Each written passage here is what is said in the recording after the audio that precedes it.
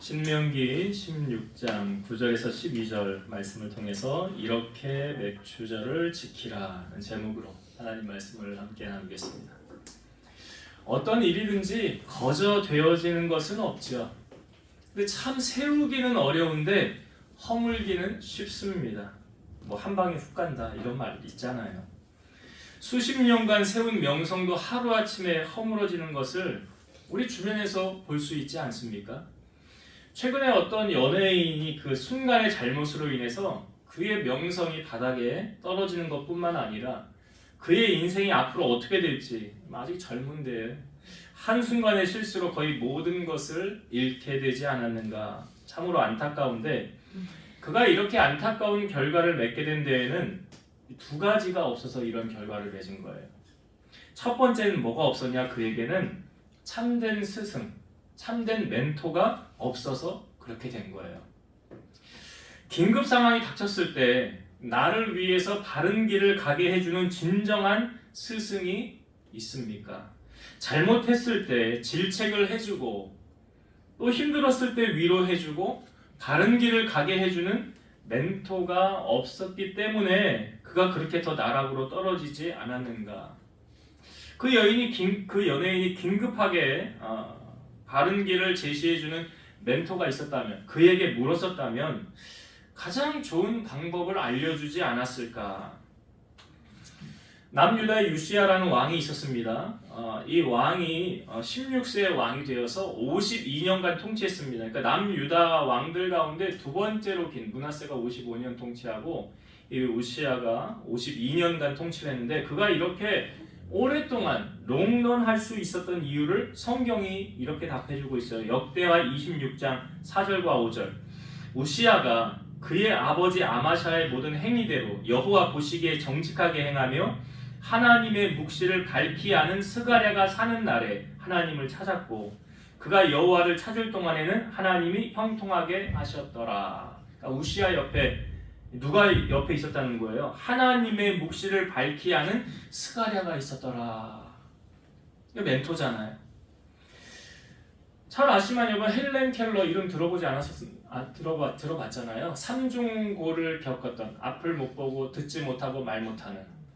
그럼 그 헬렌 켈러가 어떻게 그렇게 위대한 사람이 될 수 있었던 이유는 뭐예요? 그에게 설리반이라는 선생님이 있었기 때문에 그의 인생이 그렇게 달라지지 않았습니까? 그러니까 연애를 보면서 이 사람이 참 옆에 진정한 멘토가 없었구나. 그를 위해서 진정 바른 길을 제시해주는 안타까운 일이죠. 그 하나가 없었고, 또 하나는 이 사람이 뭘 잘못했냐? 이 초등 대처를 잘못했죠. 우리 잘 알잖아요. 음주운전하면 보통 어떤 절차를 겪습니까? 불어서 음주네요? 내리세요. 경찰서 가서 조서 쓰고 당신 이제 면허 정지, 면허 취소. 뭐 그렇게 돼서 벌금 내고 끝 아니에요? 그리고 끝나잖아요. 보통 그렇게 끝나잖아요. 그런데 이 사람은 어떻게 됐습니까? 구속까지 됐잖아요. 부모가 자녀를 훈육할 때 이런 말들을 합니다. 자녀가 잘못했을 때 너 사실대로 말하면 용서해 줄게. 사실대로 말해도 혼나는 경우는 있지만, 아무튼 그건 뭐예요? 다른 말 하지 말고, 거짓말 하지 말고, 진실되게 있는 그대로 꾸며서 얘기하지 말고 그대로 얘기해봐. 이거 아닙니까? 그러나 여러분, 거짓말을 하게 되면 그 거짓말을 덮기 위해서 또 다른 거짓말을 하게 돼요. 그러니까 거짓은 또 다른 거짓을 낳게 된다는 거죠. 그런데 그 거짓이 여러분 영원히 감춰질까요? 아니죠. 언젠간 다 드러나게 돼 있습니다. 그러니까 사람은 속일 수 있을지 몰라도 하나님을 속일 수 없죠. 성경에 우리에게 그걸 그대로 다 보여주잖아요. 여리고 성이 무너졌을 때 거기 있는 모든 은금과 좋은 것들은 다 여호와의 곳간에 드려라. 그 의미는 첫 번째 것이기 때문에. 그런데 아간이 그렇게 순종하지 않잖아요. 거기 있는 좋은 것을 자기 장막 땅속 밑에 은밀한 곳에 숨겨놨잖아요. 그리고 여호수아와 이스라엘 백성들이 아이성을 점령하러 갔을 때 전쟁에서 패하니까 우리가 왜 졌습니까? 여호수아가 묻죠. 하나님 뭐라고 그래요? 너희가 나와 약속을 어겼느니라. 약속을 어겼대요. 불순종했다는 거예요, 말씀에. 그래서 제비를 뽑아서 아간이 뽑히게 되었고 아간에게 속한 모든 자들이 돌에 맞아서 돌무덤이 됐죠. 죽은 다음에 그 다음에 아이성을 점령하러 갈 때는 승리하게 하셨잖아요. 근데 그 아이성에서 나오는 모든 재물은 어떻게 하라고 그랬어요? 너희가 가져라 그랬잖아요. 가져라. 그 아간도 그랬죠. 사도행전에 나오는 아나니아와 삽비라도 마찬가지 아닙니까? 둘만 알고 아무도 몰랐잖아요. 근데 하나님을 속일 수는 없었다는 거죠. 우리가 잘 아는 하나님의 마음에 합한 다윗이라고 하는 사람도 어떠했습니까? 왕궁 옥상에 올라가가지고 이렇게 보니까 목욕하는 여인이 눈에 들어와서 데려와라. 동침해서 임신해서 그거 무마시키려고 남편 휴가 줘가지고 자기 집에 가서 이 일을 덮으려고 했는데 말을 안 들으니까 전쟁터 맨 앞에 내보냈죠. 그리고 나중에 나단 선지자가 와서 한 비유를 하잖아요. 어떤 부자가 가난한 집에 양 한 마리 있는데 그거 가져다가 손님 치렀다고 하니까 그렇게 나쁜 사람이 어딨냐고. 그게 당신이라고 그랬잖아요. 근데 그때 나단 선지자가 이런 말을 해요. 다윗에게. 하나님의 말씀을 대신 전하는 거예요. 너는 은밀히 행하였으나 나는 온 이스라엘 앞에 백주의 이 일을 행하리라. 너는 은밀하게 행하려고 했지. 아무도 모르게 하려고 했지. 근데 나를 속일 수는 없어 이거잖아요. 창세기 나오는 요셉도 마찬가지죠. 형들이 애굽에 이제 팔았잖아요. 그래서 하루아침에 종의 신세가 되지 않습니까? 그런데 이 인정을 받아서 그 보디발에게 인정을 받아서 가정 총무, 그러니까 가정의 모든 업무를 다 맡아서 주관하게 될 때 보디발의 아내가 유혹을 하죠. 근데 요셉이 그때 이렇게 말했어요. 주인이 나에게 금한 것 아무것도 없습니다.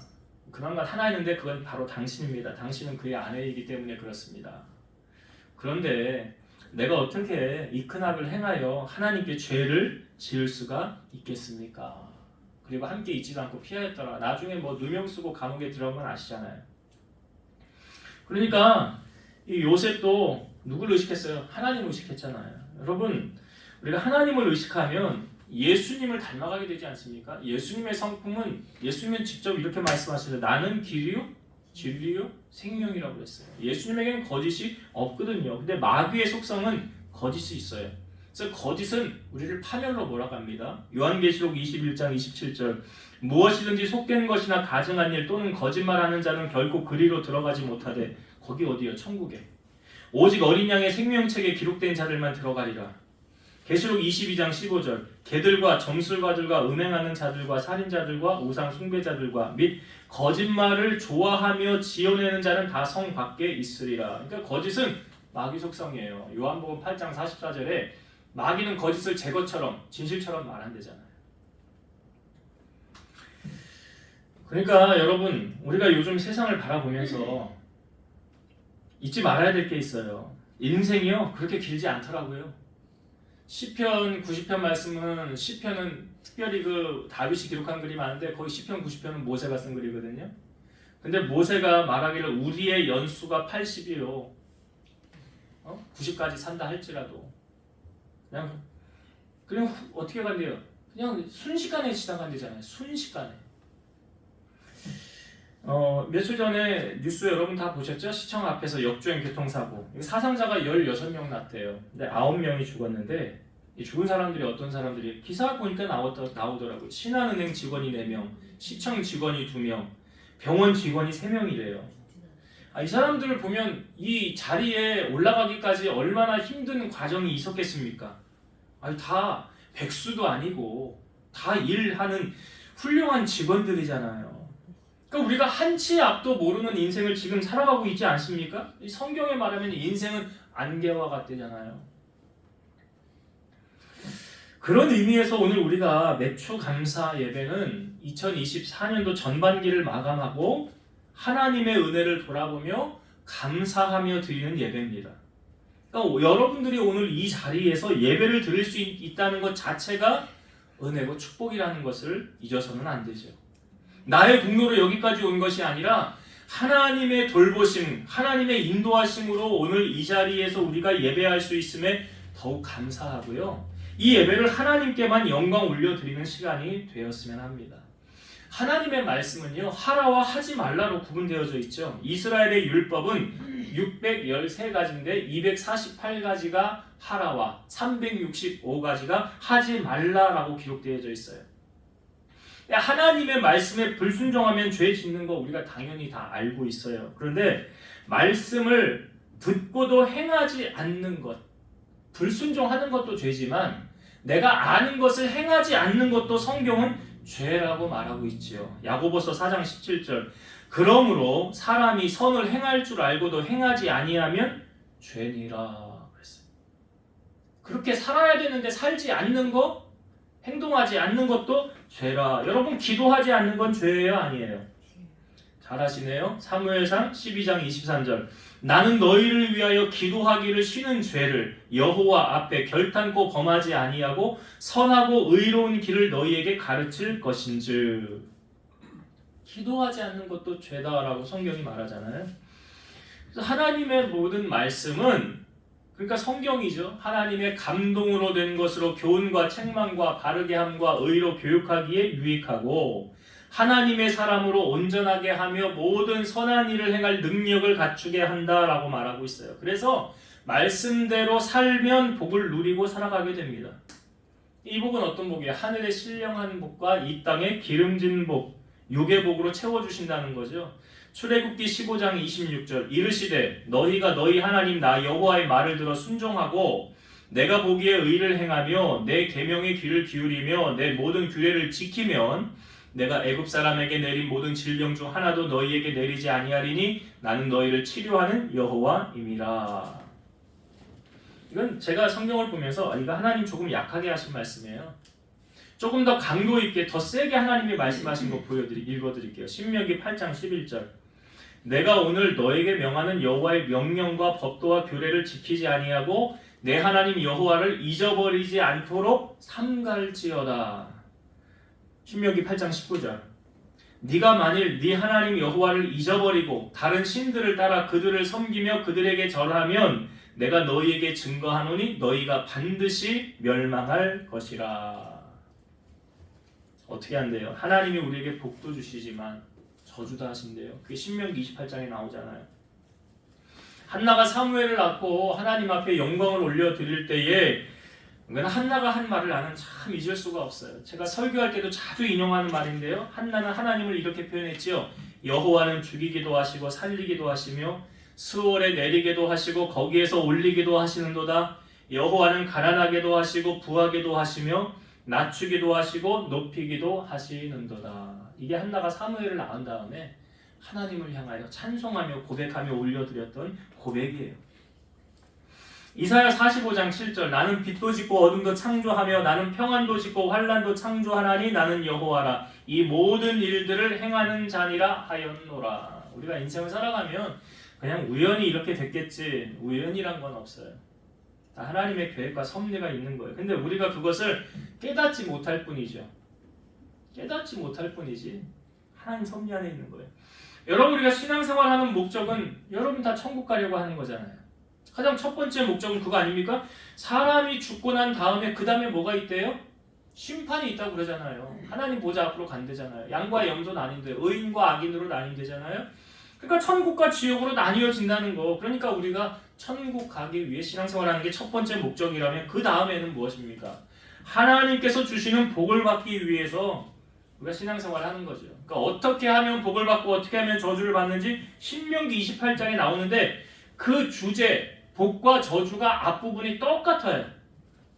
이렇게 되어져 있죠. 하나님의 말씀을 듣고 지켜 행하며 그리고 여호와의 말씀을 청종하면 내가 너에게 복을 주리라. 그 복이 어떤 복이 소개되어져 있는지 창세기 28장을 여러분 보세요. 들어와도 복을 받고 나가도 복을 받고 떡반죽 그릇이 복을 받고 손으로 하는 일이 복을 받고 내 대적을 내가 멸할 것이고 너를 높여줄 것이고 어마어마한 축복이 거기 다 소개하고 있어요. 하나님 그렇게 하신대요. 어떤 자에게? 하나님 말씀을 듣고 지켜 순종하고 행하는 자에게 그런 복을 주신대요. 그런데 중반부 한 14절인가요?부터 그 뒷부분에는 똑같은 말씀인데 하나님 말씀을 순종하지 않고 지키지 않고 말씀대로 살지 않으면 저주가 너에게 임할 것이라. 이제 그 저주도 어마어마한 저주가 소개되어져 있어요. 여러분, 이왕 신앙생활하는 거 우리가 예수를 믿고 구주로 영접해서 천국의 티켓을 확보했다면 궁핍하고 어렵게 사는 것보다 부유해서 남 도와주고 이왕이면 섬기고 밥 사주고 사는 게 좋은 거 아닙니까?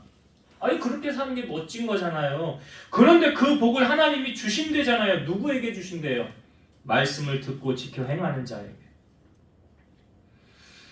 오늘 본문은 이스라엘 백성들이 지켜야 될 명절에 관해서 하나님 말씀하신 거예요. 이스라엘의 모든 남자는 1년에 3차례 무교절과 칠칠절과 초막절에 하나님 앞에 나와 하나님을 경배하라 예배하라 라고 하나님 명령하셨어요. 무교절은 6월절 다음 날부터 일주일 동안 지켜지는 절기인데 6월절이 언제 제정되어졌습니까? 출애굽하기 하루 전날이죠. 그러니까 어린 양을 잡아서 문 임방과 좌우설주에 피를 바르라. 그러면 사망의 영이 지나갈 때 그 피를 보고 그냥 지나갈 것이다 그랬잖아요. 그리고 그 어린 양의 피를 바른 다음에 애굽에 난 모든 처음 난 것들은 사람이건 가축이건 다 죽었죠. 그러나 이스라엘 백성 가운데 죽은 사람은 한 사람도 없었죠. 그게 6월절이에요. 그 6월절을 지킬 때 어떻게 쓴 나무를 먹고 무교병을 먹고 허리에 띠를 띠고 급하게 먹으라 그랬죠. 그래서 그 출애굽하는 것을 기념하기 위해서 무교절을 지키라라고 한 것이고요. 초막절은 무엇이냐? 초막절은 유대인 이제 그 달력으로 7월 15일부터 21일. 이거 우리로 말하면은 9월에서 10월 그 사이예요. 그 사이인데 이 초막절은 뭐냐면 40년간 광야 생활을 기념하라라고 해서 집에서 지내지 않고 밖에서 천막 치고 일주일 동안을 지내게 됩니다. 그리고 1년 동안 하나님이 우리에게 수확으로 베풀어 주신 은혜를 돌아보면서 감사하는, 우리로 말하면 추수감사절 같은 거죠.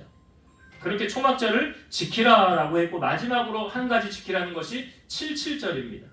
칠칠절, 그것이 오늘 우리에게 말씀하고 있는 맥추절이에요. 이것은 곡식의 첫 이삭을 드리는 초실절 후에 50일째 되는 날 지키라 해서 오순절이라고 하고, 칠칠절, 7 곱하기 7은 49잖아요. 49일 지나 다음 날 지켜라 해서 칠칠절이라고도 하는 거예요. 신약에서는 사도행전 2장에 오순절날 성령이 강림해서 이 성령 강림절이라고도 우리가 지키고 있죠. 그럼 하나님께서 오늘 우리가 지키려고 하는 맥추절 지키라고 하였는데 어떻게 지키라고 했는지 두 가지를 우리에게 요구하고 계십니다. 첫 번째, 우리가 이 맥추절 7.7절을 어떻게 지켜야 되느냐? 10절의 말씀을 제가 다시 한번 볼게요. 10절. 내 하나님 여호와 앞에 7.7절을 지키되 내 하나님 여호와께서 내게 복을 주신 대로 내 힘을 헤아려 자원하는 예물을 드리고.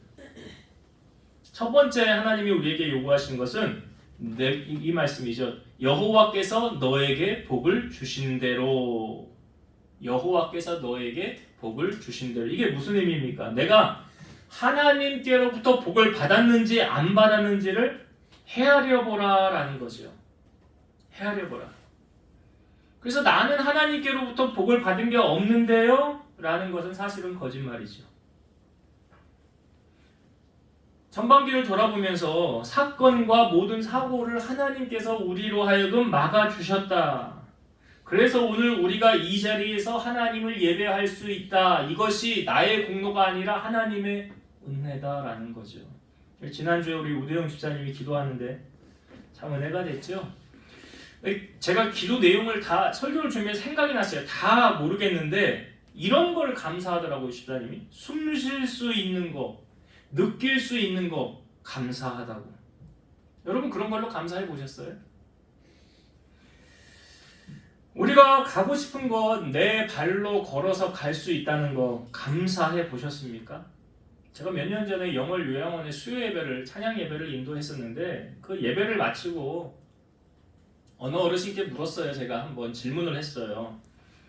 어르신, 소원이 있으면 얘기해 보세요. 한 가지만 얘기해 보세요. 그랬더니 그분이 뭐라고 얘기했는지 아세요? 걸어보는 게 소원입니다. 거기 요양원에 한 80-90%는 다 휠체어를 타고 예배를 와요. 못 걸어요. 걷는 분은 한 10% 정도밖에 안 돼요. 여러분 일상생활을 할 수 있다는 것이 얼마나 큰 축복인 줄 아십니까? 우리가 병원에 가면 중환자실에 가면 거기 정말 너무 힘들잖아요. 서연이를 보면서도 마음이 좀 안타까운데 우리가 하나님께로부터 너무나 많은 복을 누리고 살아가고 있다는 사실을 여러분 잊어서는 안 돼요. 문제는 뭐가 문제냐? 그걸 모른다는 게 문제잖아요. 그걸 몰라요. 없는 것을 갖고 불평하고 남과 비교하면서 좌절하고 비교할 때는 꼭 자기보다 못한 사람하고는 비교 안 해요. 자기보다 높은 잘 나가는 사람, 이런 사람들하고 꼭 비교하죠. 근데 성경에 우리에게 어떻게 살라 말씀합니까? 디모데전서 6장 7절에서 8절. 우리가 세상에 아무것도 가지고 온 것이 없음에 또한 아무것도 가지고 가지 못하리니 우리가 먹을 것과 입을 것이 있은즉 족한 줄로 알 것이니라. 세상에 올 때 어떻게 왔다고요? 빈손으로 왔다고요. 주님 나라 갈 때 어떻게 간다고요? 근데 뭘 그렇게 욕심들이 많아? 뭘 그렇게 가지려고 안간 힘들을 써요. 한 방에 훅 가는 걸 모르면서. 그래서 성경에 자족하는 마음이 있으면 경건에 큰 이익이라 그랬어요. 여러분 믿음이 어린 사람들은 뭐가 있어야, 조건이 있어야 감사하죠. 근데 성숙한 믿음의 사람들은 환경 따위로 감사하지 않습니다. 좌절하지 않습니다. 하박국 선지자 하박국 3장 10절 18절 비록 무화과 나무가 무성하지 못하며 포도나무에 열매가 없으며 감람나무에 소출이 없으며 밭에 먹을 것이 없으며 우리의 양이 없으며 외양간에 소가 없을지라도 나는 여호와로 말미암아 즐거워하며 나의 구원의 하나님으로 말미암아 기뻐하리로다. 이 고백은 이런 거예요. 모든 거 다 없어도 됩니다. 하나님 한 분이면 됩니다. 제가 좋아하는 복음성가에 이런 복음성가 있어요. 주님 한 분만으로 나는 만족해. 나의 모든 것 되신 주님 찬양해. 나의 영원한 생명 되신 예수님 목소리 높여 찬양해. 주님의 크신 사랑 찬양해. 나의 힘과 능력이 되신 주 나의 모든 삶 변화되었네. 크신 주의 사랑 찬양해. 여러분 뭐가 있어야 감사하는 사람은 어린아이 같은 믿음이죠. 그러나 성숙한 믿음의 사람은 없어도 감사하죠. 이게 성숙한 믿음의 사람이에요. 오늘 하나님께서 우리에게 요구하십니다. 맥주절 이렇게 지키라 할 때 여호와께서 너에게 복을 주신 것을 헤아려 봐라. 헤아려 봐라. 여러분 전반기를 돌아보면서 여러분에게 어떤 하나님의 역사가 나타났습니까? 어떤 하나님의 은혜가 임하였습니까? 어제 오후에 기도하고 교제하면서 우리 원종원 집사님, 민문기 집사님 같이 교제할 때 참 많은 하나님 앞에 감사할 조건들이 풍성했어요. 이렇게 하나님이 많은 것으로 우리에게 베풀어 주셨구나. 여러분 근데 그걸 헤아리지 않으면 압니까? 이거 그냥 우연이 되어졌구나. 그냥 우연이 됐네. 아니죠. 우연이 됐다고 하면 감사할 수 없습니다. 그러니까 뭐 하라는 거예요? 하나님이 헤아리는 거예요. 내가 한 것을 너희들은 잊지 말라 이거잖아요. 내가 행하였다는 것을. 그래서 오늘 우리가 랩수를 하나님 앞에 드리면서 물론 전반기 동안이지만 나의 삶 가운데 지금까지 하나님의 은혜로 내가 여기까지 왔음을 여러분 헤아리고 그 하나님의 은혜를 잊지 말고 감사로 영광 올려드리는 여러분이 되었으면 좋겠습니다. 두 번째, 하나님이 우리에게 요구하시는 것이 무엇입니까? 이게 첫 번째 단락이 이제 두 번째 파트예요. 첫 번째는 헤아리는 것이고 그 다음에 그 헤아린 것을 가지고 오늘 10절에 보니까 자원하는 예물을 드려라 라고 말씀하죠. 그렇죠? 내 힘을 헤아려 자원하는 예물을 드려라. 제가 이 10절을 새 번역으로 다시 한번 읽어볼게요. 그리고 주 당신들의 하나님이 당신들에게 주신 복을 따라 마음에서 우러나오는 예물을 가지고 와서 주 당신들의 하나님께 77절을 지키십시오. 여기 예물을 드리는데 전제 조건이 있더라고요. 하나님께서 당신들에게 주신 복을 따라 그리고 마음에서 우러나오는 예물. 그러니까 나는 하나님께로부터 복을 하나도 못 받았는데요. 그러면 하나님 예물 안 드려도 돼요. 근데 그건 거짓말이잖아요. 근데 주신 복을 따라 마음에서 우러나오는 예물 하나님 앞에 드려라 했지 억지로 하라라는 말씀은 없습니다. 근데 나는 하나님 앞에 예물을 드리고 싶은데 돈이 없어서 못해요. 괜찮습니다. 못해도. 여러분 못하는 거하고 안 하는 거하고는 다른 의미라는 거 아시죠? 나는 하고 싶은데 없어서 못해요 하고 나는 있는데 안 해요 하고는 다른 의미라고요. 우리 하나님 그런 쪼잔하신 하나님 아니에요. 지금은 내가 하고 싶은데 경제적으로 너무 어려워서 못하지만 나중에 하나님이 내 형편 좋아지게 하시면 그때 더 하면 됩니다. 우리 하나님은요 그런 걸로 뭐라고 하시는 하나님 아니세요. 근데 하나님이 왜 하라고 하시는가는 알아야 돼요. 왜 예물을 하라고 하시는가? 너에게 복을 준 사람이, 복을 준 이가 나라는 것을 하나님이 알고 싶으셨다는 거죠. 그러니까 하나님이 우리를 통해서 영광을 받고 싶으셨다는 거죠. 그러니까 내가 예물을 드림이 어떤 표현이냐면 내가 하나님께 복을 받아서 그것을 인정하는 마음으로 내가 이것을 드리는 겁니다 라는 거예요. 그런 의미가 담겨 있는 거예요. 여러분 물질 있는 곳에 마음 있지 않습니까? 성경 한 구절 한번 볼게요. 비슷한 초막절을 지킬 때도 이 말씀을 하셨어요. 신명기 16장 16, 17절. 자, 신명기 16장 16절과 17절도 볼게요.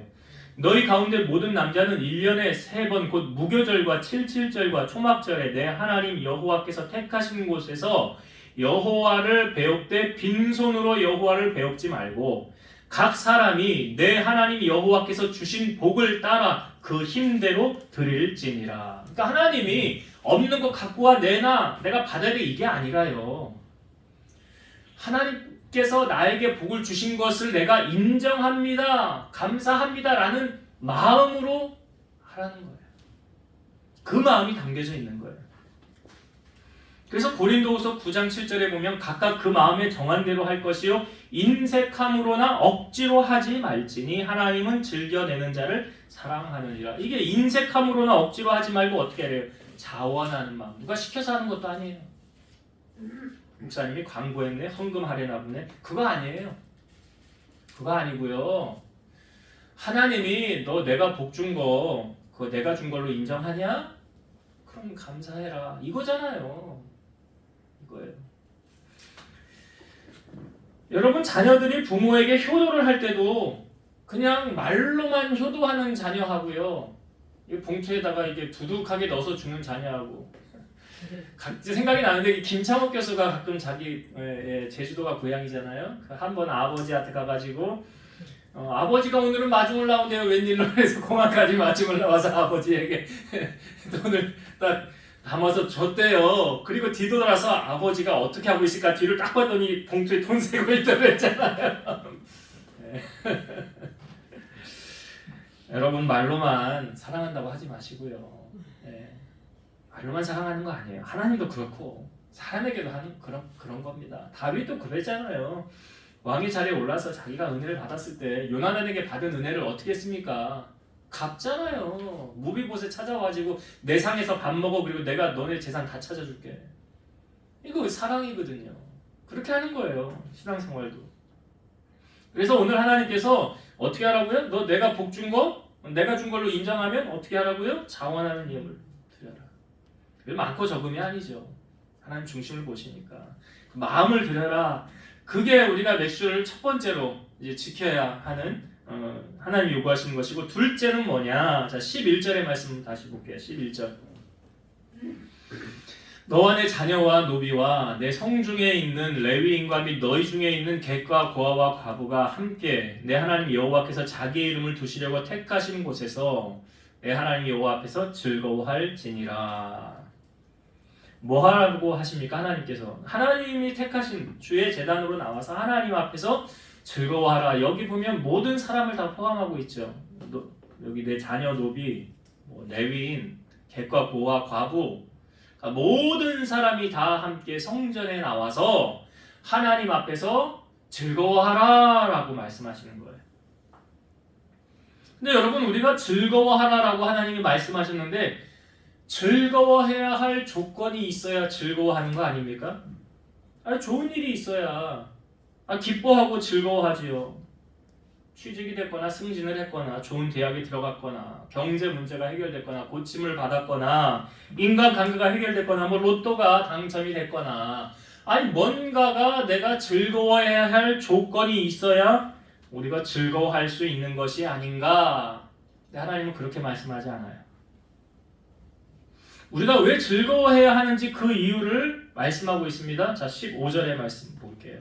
자, 신명기 16장 15절. 내 하나님 여호와께서 택하신 곳에서 너는 이래 동안 내 하나님 여호와 앞에서 절기를 지키고 내 하나님 여호와께서 내 모든 소출과 내 손으로 행한 모든 일에 복 주실 것이니 너는 온전히 즐거워할지니라. 여기 성경을 잘 보면 이게 이제 초막절의 말씀인데 뭐 절기니까 다 비슷하게 우리가 받아들이면 돼요. 근데 이렇게 말하죠. 중간 부분에 보면 내 하나님 여호와께서 내 모든 소출과 내 손으로 행한 모든 일에 복 주실 것이니. 자, 복을 주실 것이니라는 것은 복을 이미 받은 거예요? 아직 안 받은 거예요? 아직 안 받은 거예요? 아직 안 받은 거라고요. 로또 1등 아직 당첨 안 된 거라고요. 아직 안 받은 것인데 그 다음에 뭐라고 나와요? 너는 온전히 즐거워할지니라. 그러니까 이 말을 역으로 풀면 뭐예요? 이제 하나님이 나 복 엄청나게 쏟아 부어주실 거거든? 그러니까 나 즐거워할 거야. 이거잖아요. 아직 안 받았어요. 아직 손에 잡힌 거 없어요. 쥐어진 거 없어요. 근데 앞으로 하나님이 하실 일을 기대하고 즐거워하라는 거 아닙니까? 찬송가 300장에 보면 이 가사 제가 읽어볼게요. 나의 마음이 낙심되며 근심에 눌릴 때 주께서 내게 오사 위로해 주시네. 가는 길 캄캄하고 괴로움 많으나 주께서 함께하며 내 짐을 지시네. 2절. 희망이 사라지고 친구 날 버릴 때 주 내게 속삭이며 새 희망 주시네. 싸움이 맹렬하여 두려워 떨 때에 승리의 왕이 되신 주 음성 들리네. 3절. 번민이 가득하고 눈물이 흐를 때 주 나의 곁에 오사 위로해 주시네. 환난이 닥쳐와서 어려움 당할 때 주님의 능력 입어 원수를 이기네. 이 얼마나 반전이 있습니까? 앞부분에는 난 돈이 없어. 나에게 친구도 다 끊어졌어. 나에게 희망이 없는 것 같아. 근데 주님이 오셔서 말씀하시고 희망을 주신대요. 낙심되고 눈물을 흘릴 때 주님이 와서 위로해 주신대요. 한나도 마찬가지였죠. 우리가 저번 주에 나누었던 말씀. 한나가 마음이 괴로워서 성전에서 하나님을 향하여 소원하여서 기도했지요. 근데 하나님이 축복을 주실 때 그냥 옛다 받아라 안 하신다고 했잖아요. 테스트. 엘리가 테스트 했잖아요. 술 취하지 언제까지 술 취해가지고 말이야 교회 와서 주장하고 있어. 나 술 취한 거 아닌데요. 그랬잖아요. 그리고 나서 엘리가 너의 기도하여 구한 것 하나님이 응답하길 원하노라 하고 돌아갈 때 그때 한나가 얼굴에 다시는 근심빛이 없더라. 먹고 얼굴에 다시는 근심빛이 없더라. 여러분 하나님께서 오늘 맥주를 통해서 우리에게 원하시는 뜻이 있어요. 여러분 소망을 품고 내 인생에 장밋빛 인생이 펼쳐질 것을 기대하며 살라는 거예요. 로마서 12장 12절 소망 중에 즐거워하며 환난 중에 참으며 기도에 항상 힘쓰며. 오늘 말씀을 보세요. 아직 이루어지지 않았지만 아직 하나님의 복이 내 손에 주어지지 않았지만 이루어진 것처럼 뭐하라? 즐거워하라. 하나님이 우리를 향한 뜻이 뭐라고요? 이렇게 물으면 또 아무도 몰라. 그래 항상 기뻐하라. 항상 기뻐하라. 쉬지 말고 기도하라. 범사에 감사하라. 이는 너희를 향한 하나님의 뜻이니라. 그러잖아요. 여러분 기도도 마찬가지 아닙니까? 성경에 우리에게 기도할 때 이렇게 하잖아요. 너희가 기도하여 구한 것은 받은 줄로 믿으라. 이게 뭐예요? 아직 응답 안 받았어요. 그런데 응답 받은 것처럼 한나가 그렇게 했잖아요. 응답 받은 것처럼 그렇게 살았잖아요. 오늘 맥주를 통해 하나님이 우리에게 말씀하십니다. 너 즐거워해라. 즐거워해라. 근심 걱정 염려 버리고 성경의 말씀에 너희는 마음에 근심하지 말라. 하나님을 믿으니 또 나를 믿으라 그러잖아요. 근심 염려 하나님이 주는 마음 아니죠. 마귀가 주는 거예요. 속지 마세요. 성경엔 너희 염려를 다 주께 맡겨라 그러잖아요. 이는 그가 너희를 돌보심이라 그랬어요. 오늘 맥주를 통하여 우리에게 주님이 요구하시는 거예요. 너 이제 내가 복 하늘문 열고 그냥 쏟아 부어줄 건데 미리 받은 것처럼 즐거워해라. 얼마나 생각만 해도 기쁘지 않습니까? 즐겁지 않습니까? 그렇게 사는 여러분 되시길 바라요. 자, 이제 말씀을 정리하고 마치겠습니다. 오늘 맥주절을 하나님이 우리에게 지키라라고 말씀하시면서 두 가지를 하나님이 요구하셨어요. 첫 번째로 하나님이 요구하신 것은 네가 받은 복이 어디로부터 왔느냐. 여러분 그걸 하나님께로부터 왔으면 그걸 하나님이 나에게 주신 것이라고 한다면 하나님 앞에 여러분 감사하세요. 예.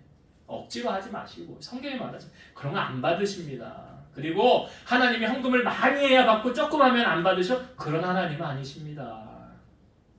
어떻게 하래요? 내 힘을 행하려 자원하는 예물을 하나님께 드려라. 이렇게 하라고 하신 이유는 내가 받은 복은 하나님께로부터 받은 것입니다 라고 인정하는 행위가 되는 거예요. 인정하는 행위. 그래서 하라고 하시는 거예요, 하나님이. 그래서 우리가 그것을 하나님 앞에 영광을 올려드리고 인정하는 여러분 되시길 바라고요. 두 번째는 무엇입니까? 모든 사람이 여호와의 성전에 모여서 뭐 하래요? 즐거워하라. 왜 즐거워하라고요? 앞으로 하나님이 하늘문 열고 복을 쏟아 부어주실 거니까 나에게. 한나도 마찬가지잖아요. 기도 응답받은 다음에 수심하며 근심하며 먹지도 않고 그 분이나가 괴롭힌다고 그렇게 살았습니까? 아니죠. 그렇게 안 살았어요. 그럼 그러니까 응답을 받은 자처럼 나 이제 하나님이 어마어마하게 나에게 복을 주실 거거든. 예, 그런 기대감을 가지고 그런 소망을 가지고 세상을 살아가며 하나님의 복을 받아 간증하며 살아가는 우리 성도님들 다 되시기를 주의 이름으로 축원드립니다. 기도하시겠습니다. 지금도 살아서 역사하시는 하나님, 우리가 환경을 바라보면 좌절하고 낭망할 수밖에 없습니다. 그러나 환경 너머에 지금도 졸지도 않고 주무시지도 아니하시는 우리 하나님께서 우리를 위하여 일하고 계시는 줄로 믿습니다.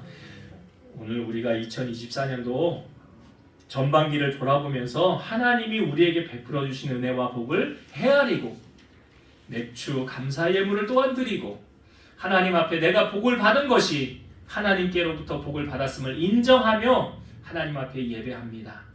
또한 앞으로 하나님께서 우리에게 놀랍게 복을 부어주신다고 말씀해 주셔서 그 말씀을 믿고 이제 근심하고 염려하지 않고 기뻐하고 즐거워하며 그렇게 살아가기를 원하오니 그 믿음을 허락하여 주시고 말씀에 순종하여 복을 누리는 우리 성도들 되게 하여 주옵소서. 예수님 이름으로 기도드리옵나이다. 아멘.